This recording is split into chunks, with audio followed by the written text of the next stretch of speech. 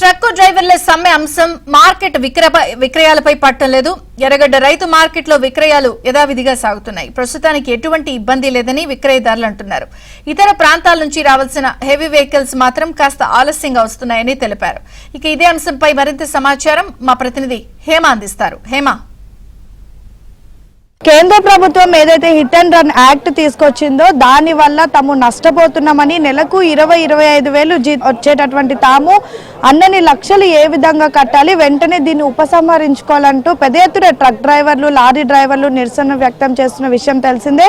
India wide గా కూడా ఎక్కడికక్కడ ప్రొటెస్ట్ చేస్తున్నారు. ఇక మన హైదరాబాద్ లో కూడా ప్రొటెస్ట్ చేస్తామంటూ ఈ రోజుకి పిలుపునిచ్చారు. ఈ నేపథ్యంలోనే పెద్ద ఎత్తున ట్రక్లు, లారీలు ఎక్కడికక్కడ ఆగిపోయినటువంటి పరిస్థితి. అయితే ఒక్కసారిగా ట్రక్ డ్రైవర్లు, లారీ డ్రైవర్లు అందరూ కూడా నిరసన తెలుపుతున్నటువంటి నేపథ్యంలో ఎసెన్షియల్ సర్వీసెస్ ఏవైతే ఉంటాయో లైక్ వెజిటేబుల్స్ కానివ్వండి, పాలు, పెరుగు ఇలాంటి పదార్థాలు, ముఖ్యంగా పెట్రోల్, డీజిల్ లాంటివి కూడా ఒక్కసారిగా షార్టేజ్ వచ్చేసిన సిచ్యువేషన్ కూడా వచ్చింది. కానీ ఎప్పుడైతే కేంద్ర ప్రభుత్వాలు ట్రక్ డ్రైవర్లతో మాట్లాడిన అనంతరం ఒక్కసారిగా వాళ్ళు ఉపసంహరించుకున్నారు. అయితే కొంతమంది మాత్రం ఇంకా తమ విధుల్లోకి వెళ్ళినటువంటి పరిస్థితి. సో ఈ నేపథ్యంలోనే పెద్ద ఎత్తున గుడిమల్కాపూర్లో ఉన్నటువంటి వెజిటేబుల్ మార్కెట్కి కూరగాయలు రెగ్యులర్గా వచ్చే వాటికంటే మాత్రం తక్కువగా వచ్చాయంటూ మరొక వైపు ప్రస్తుతం మనం ఎర్రగడ్డ వెజిటేబుల్ మార్కెట్లో ఉన్నాం. ఇక్కడ కూడా రెగ్యులర్గా 100% వెజిటేబుల్స్ వస్తే ఈ రోజు మాత్రం 60-70% వెజిటేబుల్స్ మాత్రమే వచ్చాయి. రేట్స్ కూడా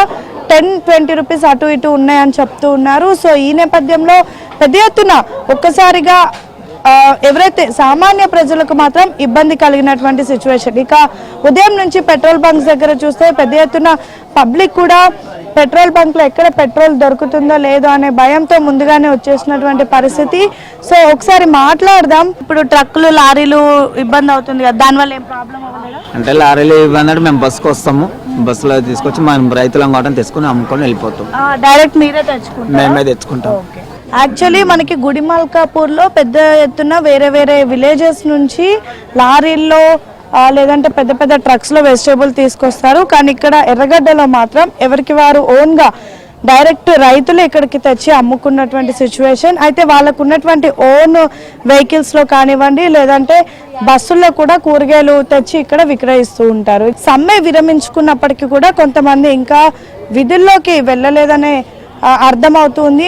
మోరోవర్ ఈరోజు మార్నింగ్ కూడా పాలు, పెరుగు కూడా వచ్చేటటువంటి వారికి 100% రావాల్సినవి తక్కువ వచ్చినప్పటికీ కూడా ఎక్కడైతే వచ్చిన ఎసెన్షియల్ సర్వీసెస్ కానీ, థింగ్స్ కానీ కాస్త ఆలస్యంగా వచ్చాయని చెప్పుకోవచ్చు. మొత్తానికైతే కేంద్రం తీసుకున్నటువంటి హిట్ అండ్ రన్ యాక్ట్ మాత్రం అటు పెద్ద ఎత్తున సామాన్యుల పైన భారం పడిందని చెప్పుకోవచ్చు. ఒకవైపు పెట్రోల్, డీజిల్ కష్టాలైతే మరొక వైపు కూరగాయలు, అదేవిధంగా పాలు, పెరుగు ఇవి కూడా షార్టేజ్ రావడం చాలా ఇబ్బందులకు గురవుతున్నారని చెప్పుకోవచ్చు. వీడియో జర్నలిస్ట్ మణిరత్నంతో హేమ, ఏబిఎన్ ఆంధ్రజ్యోతి.